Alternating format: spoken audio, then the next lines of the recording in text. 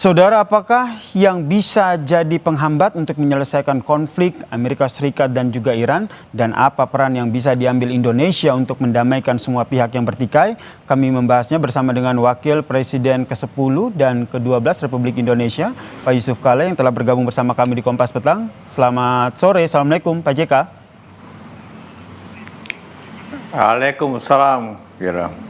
Pak JK, tadi dalam wawancara Pak JK bilang bahwa konflik di Timur Tengah, khususnya Amerika Serikat dan juga Iran ini tidak sesederhana yang dibayangkan. Mengapa demikian?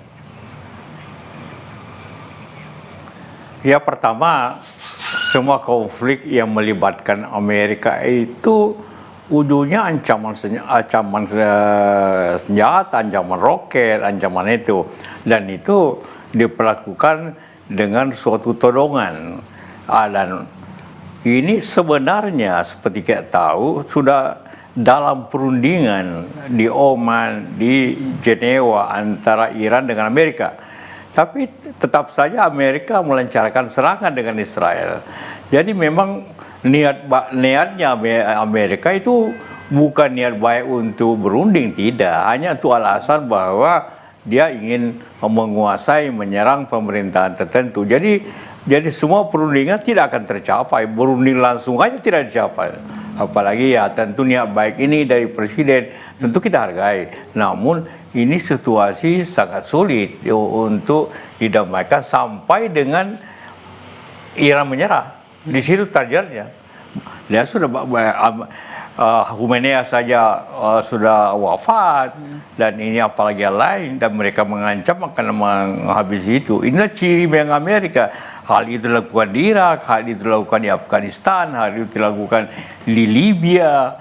Jadi memang ini Amerika membuat imperialisme baru kepada negara-negara itu. Jadi sulit diatasi hal tersebut sampai dengan dia juga mengalami kekalahan. Contohnya di Vietnam, di Afghanistan, setelah 10 tahun, 20 tahun perang, dia lari juga Amerika itu. Jadi menurut Pak JK, kalau seandainya solusi yang ditawarkan adalah perundingan, duduk bersama untuk membahas perdamaian antara Amerika Serikat dan Iran, ini kemungkinan kecil bisa terrealisasi ya? Sulit sekali. Jangan lupa, seperti saya katakan, mereka sedang berunding. Mereka sedang berunding. Ini kan masalahnya masalah nuklir antara Iran dengan lain, dan juga balistik. Di dalam pihak harga diri Iran juga tentu tidak ingin berlakukan seperti itu. Seperti itu. Jadi memang apalagi dengan Israel dengan Iran sudah musuh yang sejak lama, karena Iran membela Hizbullah dan Hamas, membantu lah begitu, sehingga terjadilah suatu kolaborasi, suatu kelompok grup antara Amerika Israel menghantam Israel itu dengan dua kepentingan bersama. Jadi sulit sekali untuk didamaikan seperti itu. Sulit didamaikan, suatu perdamaian tapi selalu ada konsepnya win-win. Oke. Bagaimana? Ya, sulit untuk dilakukan, tapi jadi, harapannya ada damai begitu, ada perundingan yang dilakukan. Jadi menurut Pak JK sendiri yang juga sudah memantau bagaimana konflik antara Amerika Serikat dan juga Iran ini sudah lama terjadi, apa yang bisa dilakukan sehingga konflik ini bisa diredam sehingga tidak berdampak lagi tidak hanya di Timur Tengah tapi di dunia global? Lihat semua perang yang dilakukan oleh Amerika, Vietnam, di Korea, di Afghanistan, di Irak, di Libya, tidak pernah ada perundingan sampai dia menghancurkan negeri itu, dan kemudian apabila dilawan terus akhirnya dia lari. Karena itulah maka Amerika sekarang tidak pernah lagi mengadakan peperangan dengan infanteri, dengan memasuki orang, ingin menaklukkan. Tidak, semua dengan roket, dengan bom, dengan apa macam-macam. Jadi agak sulit. Ini mereka sudah berpikiran menghancurkan negaranya orang lain. Tidak ada lagi kemungkinan untuk perundingan. Hanya satu, apabila Iran menyerah. Nah, inilah sulitnya. Tidak ada cara lain, tidak ada perundingan selain Iran menyerah bagi dia. Menyerah itu artinya hancurkan dia punya nuklir, ganti pemerintahan, itu mungkin berhenti. Baik, dan tentu saja Indonesia ingin berperan dalam konflik ini dalam rangka untuk memediasi kedua belah pihak begitu. Kemlu sendiri sudah menyebut bahwa Presiden Prabowo siap untuk menjadi mediator. Tanggapan Anda soal hal ini? Seperti saya kata, ini harus dihormati niat yang baik. Tapi suasananya bukan suatu mudah, apalagi sudah diserang. Apalagi dua negara, 2 lawan 1.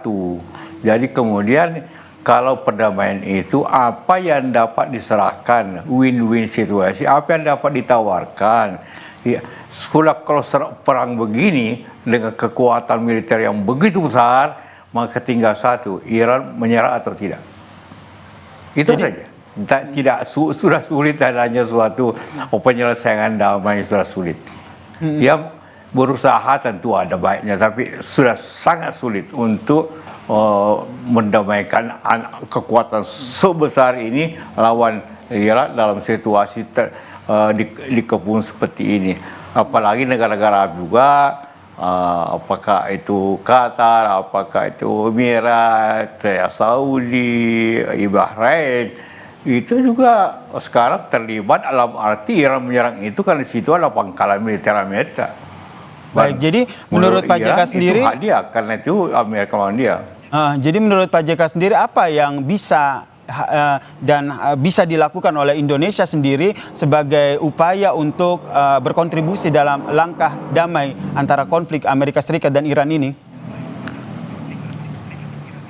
Ya, tentu kita mendorong adanya suatu upaya, mendorong PBB mengambil langkah itu, mengecam seperti itu, memberikan opini kepada dunia ini. Indonesia kan masuk dalam Board of Peace, mungkin itu bisa coba dipergunakan itu Board of Peace untuk mengendalikan perdamaian. Tapi kalau kita melihat sifatnya, caranya Trump menangani masalah begitu, ya sulit sekali. Menarik ini apa yang disampaikan Pak JK begitu, bisa ditempuh dengan jalur lewat Board of Peace begitu kan, kita juga masuk dalam keanggotaan di situ. Kira-kira menurut Pak JK sendiri dengan menyampaikan ataupun memberikan arahan ataupun menyampaikan seruan untuk damai antara kedua belah pihak melalui BOP sendiri itu bisa jadi salah satu langkah yang realistis yang saat ini bisa dilakukan? Boleh-boleh saja tentu, tapi contohnya 2 tahun perang atau lebih tahun antara Israel dengan Gaza, semua dunia mendorong agar damai tidak tercapai.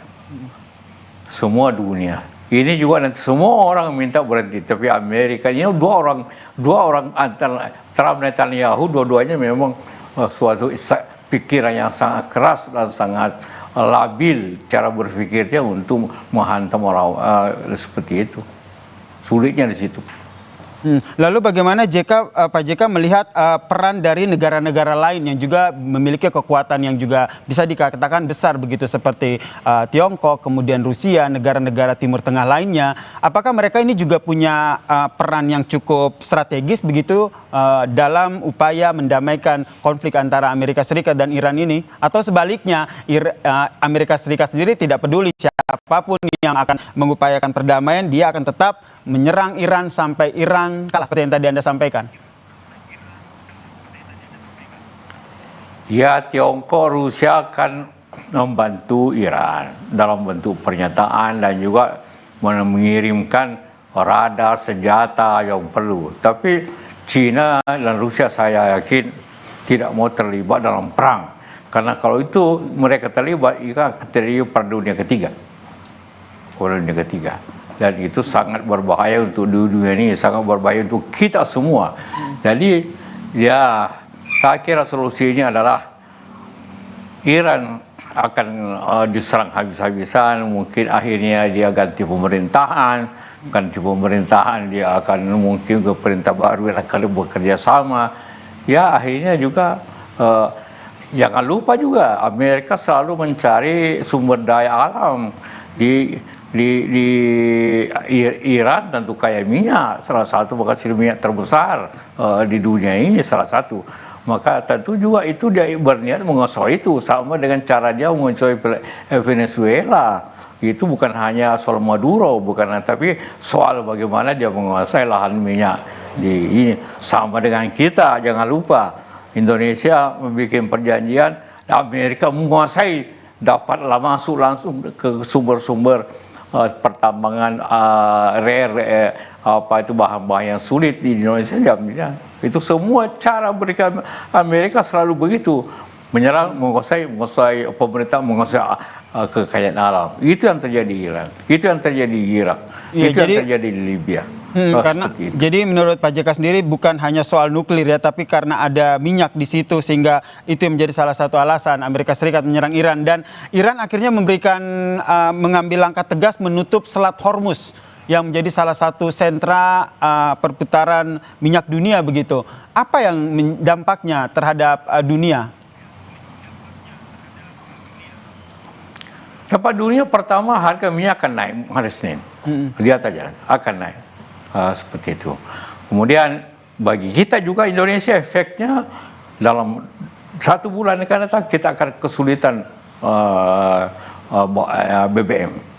Karena kita 1 juta barrel per hari kita impor umumnya dari Timur Tengah, umumnya sebelum saya Timur Tengah. Amerika mewajibkan, tapi kapan? Jauh. Dan kita dari Saudi, dari Iran, dari Kuwait, dari seperti itu, Emirat. Nah, semua sekarang tertutup sekarang ini. Yang mudah-mudahan cepat selesai. Karena ini akan berakibat juga ekonomi kita, logistik kita. Seperti sekarang ini, orang ke Timur Tengah sudah bisa. Orang ke Eropa pun sekarang sulit. Terkecuali lewat Jepang, mungkin lewat Kutub Utara, baru bisa sampai ke Eropa. Dan itu semua berarti sistem ekonomi, logistik, lainnya kita akan, Indonesia akan kesulitan menghadapi situasi seperti ini. Ekspor kita pasti terhalang. Baik, terakhir Pak JK, sebagai Wakil Presiden ke-10 dan 12 dan juga mengikuti betul bagaimana konflik di Timur Tengah, apa saran dari Anda, langkah yang diambil pemerintah Indonesia dalam upaya untuk memberikan perdamaian antara konflik di Amerika Serikat dan Iran? Ya, tentu mengeluarkan pandangan, mengeluarkan sikap. Memang kita akan sulit. Kita netral, Iran itu negara yang teraniaya. Dia negara Islam. Dia dekat dengan Indonesia. Amerika, Israel, jadi harus berada, ya kalau mau mendamaikan harus berada di tengah. Tapi berada di tengah saja tidak cukup untuk kondisi masyarakat kita dewasa ini seperti itu. Maka karena kita selalu berpihak kepada orang yang sulit, orang yang diserang. Nah, kita tidak pernah berpihak kepada orang yang menyerang. Itu masalahnya di Indonesia, kita, di politik kita itu. Jadi kita, pemerintah harus hati-hati mengambil sikap, ya tentu mengecam pihak seperti itu. Karena kita punya historis juga hubungan dengan Iran seperti itu. Baik, kita nantikan. Yang jelas niat dari pemerintah Indonesia baik ya, ingin memberikan kontribusi dalam perdamaian antara Amerika Serikat dan juga Iran, konflik yang masih tengah terjadi saat ini. Terima kasih Wakil Presiden ke-10 dan 12 Yusuf Kalla telah berbagi perspektif dan pandangannya di Kompas Petang. Salam sehat Pak JK. Baik, terima kasih.